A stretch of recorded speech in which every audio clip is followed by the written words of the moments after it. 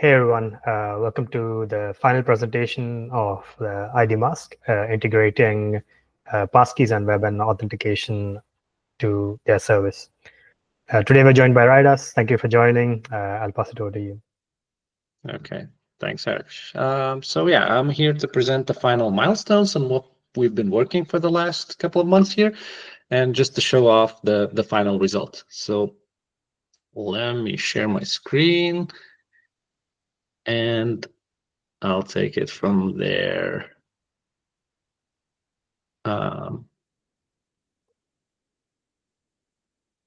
Right. So quick primer. I thought maybe I'll just start with what this app is all about really quickly, just in case someone among the listeners not aware of that. So, okay, so ID Mask is all about proving something about yourself to the third party without revealing any data. So, for example, if this is me and this is some other party, and this other party wants to know if I'm adult or not, if I'm over the age of 21, then I can either give it my ID and reveal all the data about myself, including my date of birth, or I could use ID Mask app that allows me to create proof about my age, and then I would share this proof with this third party, and that would allow me to reveal only that I'm older than, say, 21 and nothing else.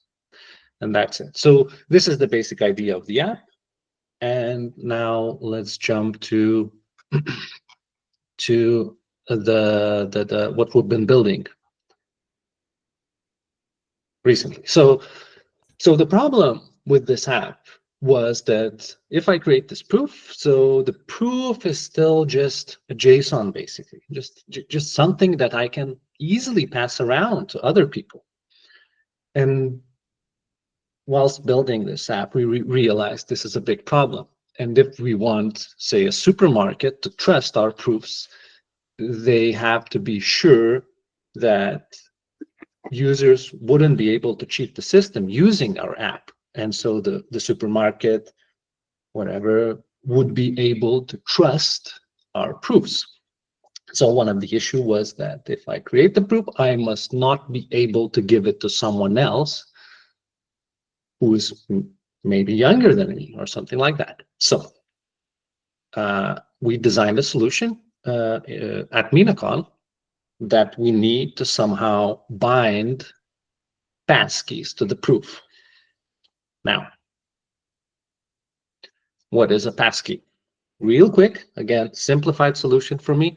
So passkeys is essentially a crypto wallet built into our phones and into our laptops, where the private key is stored very securely on a secure enclave, essentially a little computer chip that is very secure. And so the private key never leaves it. So when we, for example, use bank apps, or when we do something serious on the internet, quite often the apps would use passkeys to, for example, confirm a transaction on a bank app on our phone. We would have to tap our finger on this modal to like finish the transaction. And so we realized that this is our way into trying to solve the problem I've discussed before, that proofs would not be able, I wouldn't be able to transfer the proof I created to another person, because another person will still need my fingerprint in the end to validate that he's the owner of that proof. So passkeys is very important part of the solution. And then webauthn, another term that might be used here throughout the presentation, is simply a web API that allows the developers, in this case us, to create and use these passkeys. So webauthn is essentially our browser functionality that can simply allow websites interact with these passkeys. So to get a slightly better idea, there's this like webauthn playground, where we can get some intuition, like how does it work and what is it exactly. So this is the playground, and let's just say I'm a new user and I want to create a new pair of cat passkeys. I hit execute, and so I create a new pair of keys, simply just hitting create. And then the API returns us some data, but essentially what we did was we created this pair of public and private keys, and now they are stored somewhere securely on this laptop. And then we can use the ID of the keys that we've just created to sign a challenge that was created. And so we use it, and then it outputs a signature of this private key. So that's basically it. And by the way, well, when we are looking at it right now, we don't interact with our fingerprints. But if you did this on your phone, you would be prompted with a fingerprint window. So, and our app necessarily will be used via phone. So I'll show it later how it looks. And so it essentially depends on the device you're on. So sometimes it's just like what we see right now, and sometimes it's about fingerprints. So that's the basic idea. This is how webauthn and passkeys basically look like. Yeah, very vague, but that's the idea. So okay, let's go a bit further. Right. So what does it practically mean when we say that we bind a passkey to a proof? So before we implemented this binding, this is how a proof would look like. So the public output would be, say, number of years, that is 18. That's public input. The public output would be the same plus the date the proof was created. And then the proof is a cryptographic, just a cryptographic fingerprint. So we can verify it. But that's basically it. This is what the proof was before we implemented the passkeys binding. And then after we implemented, this is how it looks like. So it's still 18 years. It's still the same date. But then we have this additional data outputted as part of the proof. And this additional data is what allows us to bind it to a passkey. So let me go a bit further and let's look into what each of this data element actually is. So this is years we're trying to prove. This is the date the proof was created. This is Mina wallet public key. Let's not delve too deep into it, but this is some additional data that we want. And then these next 6 numbers, big numbers, are public key of the passkeys. So I, as an owner of this passkey pair, would have my public key of that passkey pair displayed here. And then this other long number is an ID that I have to use when I want to use these passkeys on any kind of a website. And then the very last number is, again, some additional data that we show whether this personal data is real that I used during the proof creation, or is it fake, because we allow users from all around the world to create fake proofs. So what essentially this project did was add these huge numbers as part of the public output. Okay, so maybe let's just go to the app and actually try to take a look how does it look from the user perspective. So let's just say I want to create a new proof of age. I generate some kind of a mock identity, and we see this is a very old person. So let's just create a proof that I'm older than 50 years of age. And so because I've previously created passkeys over here, it's already displayed. But if I was a new user, I could create a new pair. In this case, let's just use an old pair. And so I've just bind that passkey pair to the proof I'm about to create. So the next important thing is, let me just save it as JSON for simplicity. And now let's imagine we are at the supermarket where we pass over this proof that we are older than 50 years of age. So this is what the supermarket supervisor or the seller would see. He would see that this person is older than 50 years old. This is the date today that the proof was created, and the proof validity is true because the website just validated whether this proof is correct or not. And then at the very bottom, we have this QR code. And so this is how I would prove to the shop owner that I was the person that created this proof. I would scan this QR code with my phone, and then let me make sure you guys can see it. So this is what it leads me to. You see, there's this modal I've been talking about where I have to tap my fingerprint, right? And so when I tap it, I essentially validate the challenge that the shop posed me, and I send it over to the client side, to the shop basically, and then it puts a tick over this QR code, essentially saying that I still own that passkey pair. I am still the same person that created this proof. And so this is how it looks like, and we can imagine it being just like this in real scenario. So if we convince some kind of a supermarket to actually use our product, he would be able to use it.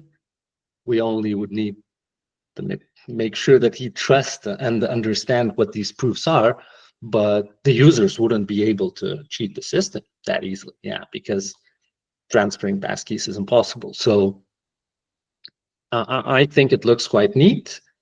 It's easy, it's pretty fast. I really like it. Yeah, so that's the basic idea. Now let's go through a couple of challenges that we faced. So, well, challenges and essentially, so what again, technically, what was this project all about? So the first and the biggest challenge was, how do we connect the webauthn with o1.js? We know that o1.js can be used to verify signatures made by webauthn, but it's not very straightforward, and we still have to connect a lot of dots. So on the left, we have API responses from webauthn, like passkeys creation and assertion of when you have to sign some kind of a challenge using these passkeys. And on the right, we see the usual API that o1.js offers to us that we would use to validate these signatures. So this was the biggest and the most tricky part. And yeah, and I talked about them during the midpoint milestones. And essentially, this is the tricky part. This is the tricky part. This is how we have to parse the public key from this attestation object that is, again, weirdly encoded in some specific ways, and we have to decode it and deconstruct it to make sure that we can use it on o1.js. And so the same with payload. We have to somehow combine two, again, weirdly constructed data values to create the hex values of the payload. And then we just extract the signature. And doing it in the right way allows us to use o1.js to verify that signature. So Marek from Palad, by the time we started working on it, Marek from Palad has been trying to do this for some time. And I remember we talked with them and he was stuck. And I was trying to make it work for a couple of weeks. And then we finally found out a good answer. And yeah, it was that aha moment when we figured out how to do it properly. And then this, I'd say one of the biggest solutions was one of the biggest issues was solved. I'd say this is partly a problem of, yeah, proper, like, good documentation, but just partly because, yeah, there was a lot of documentation that was really good, especially if you would try to verify like Ethereum signatures and whatnot. And this was, I guess, a very edge case when we are looking at webauthn. Yeah, so it was challenging to connect these two worlds. Now, the next challenge was, right, so we needed to output a relatively big string as part of the public output of the proof. And so we can emit as big, like as many values up as we want. But the problem is when you try to put these outputs on chain, or not necessarily on chain, but maybe as part of actions or events. If you try to expose this public output as part of actions or events, so because they are limited to like 128 or something fields, we wouldn't be able to emit a lot of data if we encoded this. For example, here's an example of a string, this as circuit string, which is like built-in o1.js encoding of strings, because its length, I think, is 128 fields. And so we have to figure out some kind of other way. How do we embed this string as part of the, or string like this as part of the public output, but still be able to emit it via actions and events? And so we come up with a simple way. This way is implemented here under this link, where we encode string as a big int and concatenate ASCII codes in such a way that we can decode it back. Oh man, I think I've sounded so complicated. Like this sounds, in reality, it is much more simpler than I tried to explain. But generally, this was one of the issues, right? Actions and events allows us to expose only a limited number of fields per transaction, and I think that limit is 100. And when you deal with strings, you need a lot of fields. So you gotta figure out some kind of a trick or a little hack to move around this. So in the end, a string like that is encoded as a single field element. Like in this example, it's really big, but it's just a single field element instead of circuit string being over 100 fields in length. Right. Let's try to move on to another challenge. So, okay, so another challenge was that by the time we started building it, you see what's the signature scheme? I think it's ECDSA, right? So the ECDSA signature had a, I think, single most widely used method, verify, and we needed to use it. We needed to verify a signature, but the problem was that that verify method was tailored again for Ethereum, and it used Katzak hashing, and it had it had this limitation that the payload has to be a fixed number of bytes. And so it wasn't the case with webauthn. The webauthn uses different hashing algorithm, not CATSAC, and the payload is not always fixed in length, which is not good for our ZK problems. So the solution to this was to use a less known, and I think it was completely undocumented method, verify signed hash. So O1JS devs exposed it, didn't document it like very extensively, but we found it and it solved our issues because we can use this method, but not the other method to verify webauthn signatures. Yep.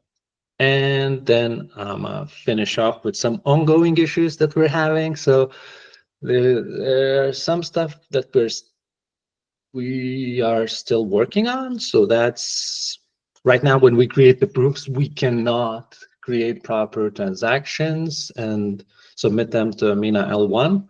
Something got broken along the updates, and I still haven't figured out how to do some of the things. Like for example, so when we update our ZK program, we have to, and if we deploy it as a ZK app on chain, essentially what we have to do is to update the verification key on chain, because an account that is a ZK app account has its verification key submitted to the chain, essentially.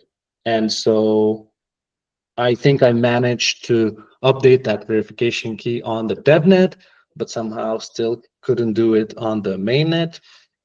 It could be that I'm just yeah, it could be that the issues are on my end, and that's the most likely scenario. So I'll just work on it a little bit more, and I think I'll figure it out. If not, yeah, I'll just got some help on Discord. So another issue is that we need more testing to make sure everything works in all cases. So this is related to the webauthn API, and because it's so different on different devices. So on some devices, instead of being able to just create the keys right away, if our laptops, for example, doesn't have that secure chip, they will ask us to connect our phones via Bluetooth, and then the keys will be stored on our phone directly. And so in other case, if our laptops have this functionality of creating keys, then they will just create the keys. And so there are many scenarios how webauthn works, and I'm not sure that the app currently like supports all of them, because I've tested it on like, I don't know, 3-4 laptops and a couple of mobile phones, but we tested it with Maren not long ago, and the very last part didn't work on her laptop. So I just gotta figure out some issues like that. And then the third issue we're still having is, so we've been using cache to speed up the compile time, and somehow, again, throughout all the updates, it just got broken, and I, for now, couldn't make it work. Essentially, what happens if we are using our caching system as we used before, the browser hangs and we get this error code like status breakpoint. Not sure what's that. What does all of it mean? But again, I'm gonna review this. I'm gonna make sure that our caching is proper, and then I guess I'll go on Discord to seek help from the OGs who understand everything. Right. Yeah. So that is basically it. Yeah. Thank you, Rajas. I do have a question from the chat from Michael. It says, how many constraints does your circuit currently use? Oh, hey, Michael, thanks for helping me on Discord every time when I need help. I've never used these analyze methods on my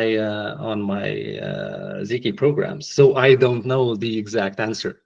But it's it would be a good idea to just look through them. Yeah, I guess yeah, we could have a better intuition, like how big these programs are and how long it takes to like compile them. how many seconds your proof takes. So the proof generation is pretty fast on good laptops.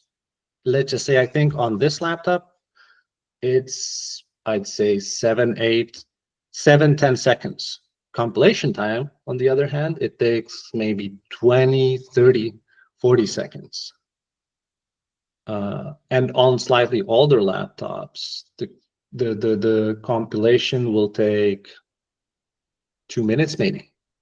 And the proof creation would be like 30, 40, 50 seconds.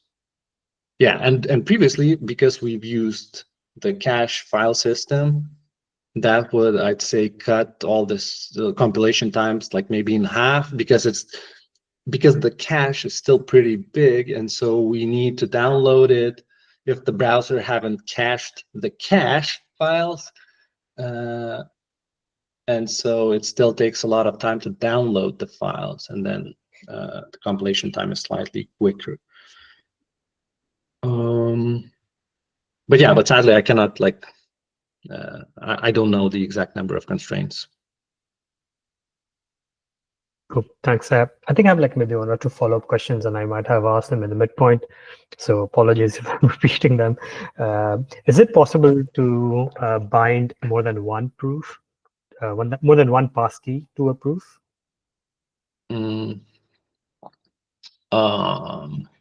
Technically, no, it wouldn't be possible.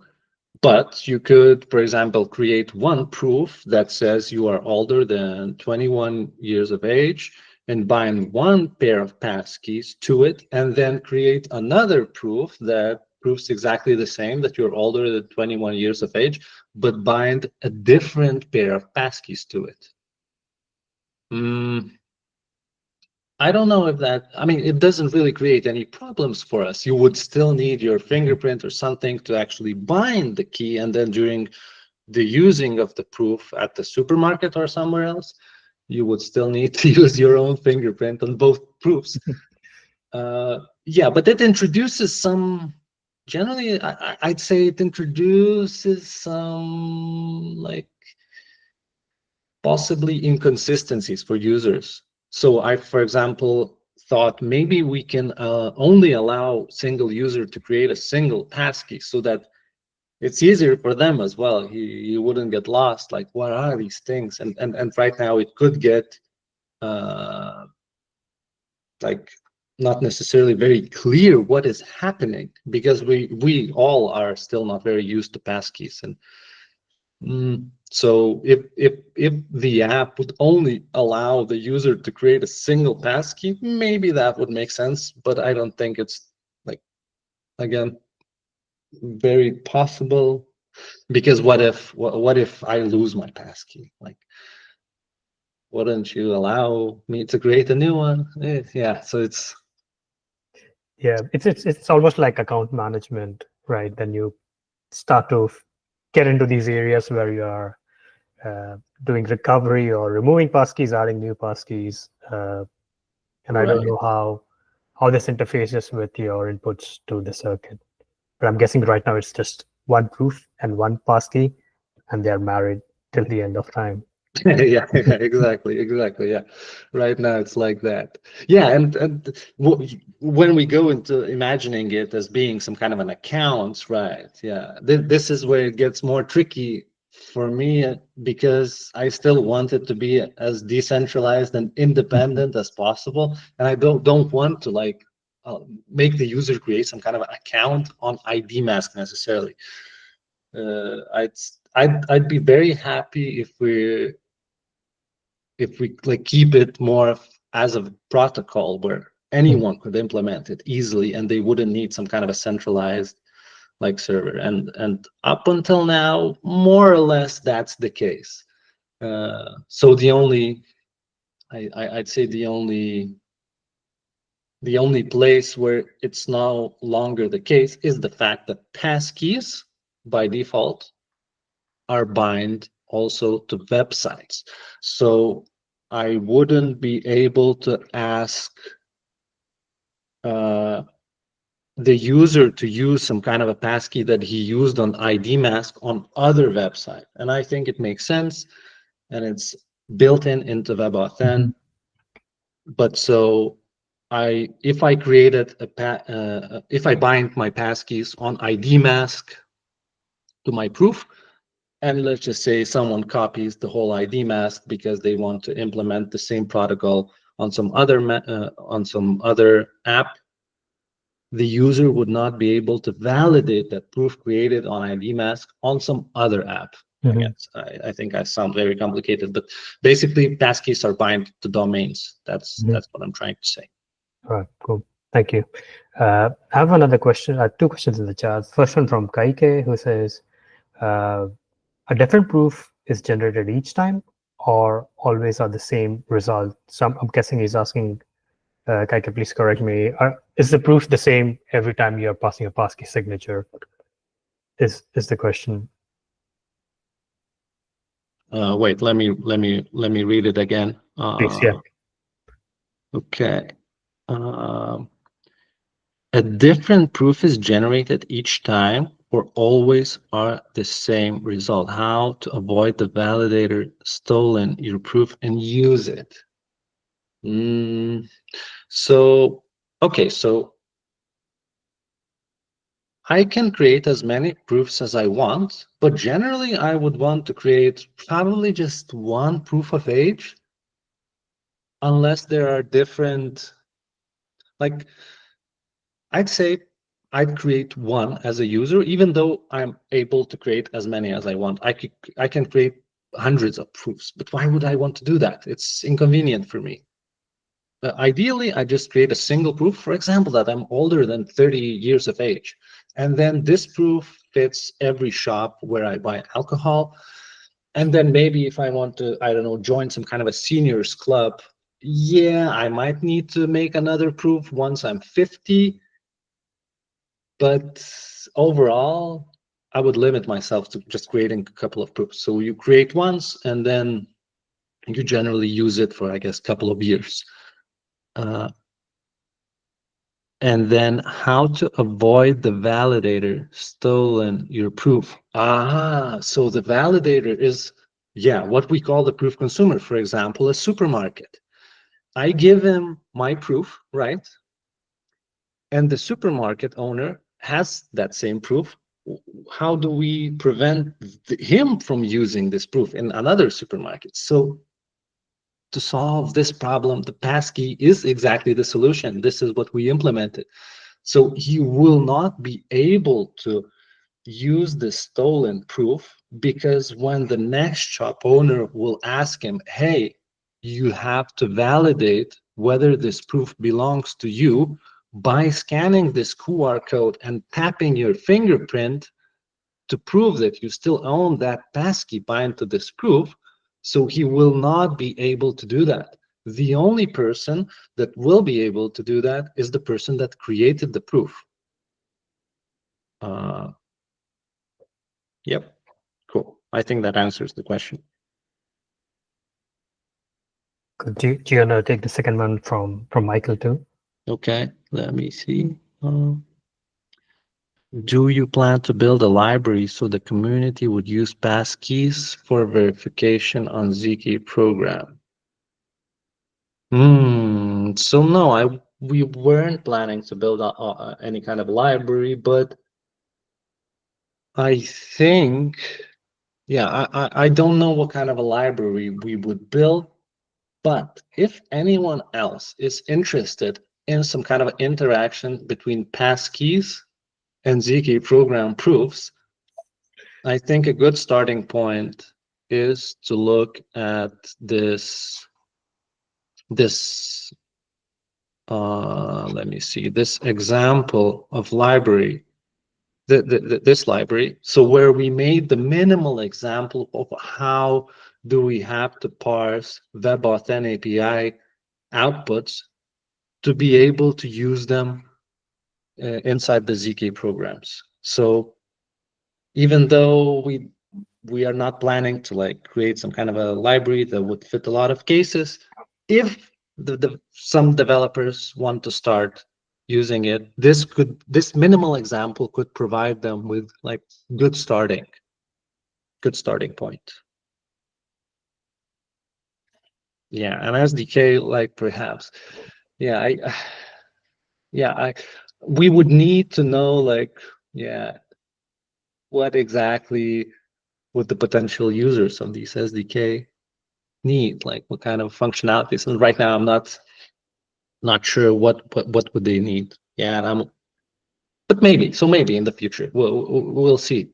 Generally, I think if we update the documentation of O1.js, maybe with a single example, like how to interact inside ZK programs with webauthn signatures, that would be enough. I think that would make the life of future developers that would want to do something similar much easier. So I'd say we need to create a small example that we put into our documentation that would have like the best effect, I think. Cool, thank you. I'm just going to wait for the audience if there is any other question. I don't see anyone typing. So Raidas, thank you so much for coming on and sharing with us all your experimentations and trials and all your breakthroughs. I'm sure the community and we really appreciate what you have been building so far. And yeah, thank you for coming on and have a nice day. Yeah, cool. Thanks everyone. Thank you, Harish. Yeah, and see you next time. Absolutely. See ya. Thanks. Bye.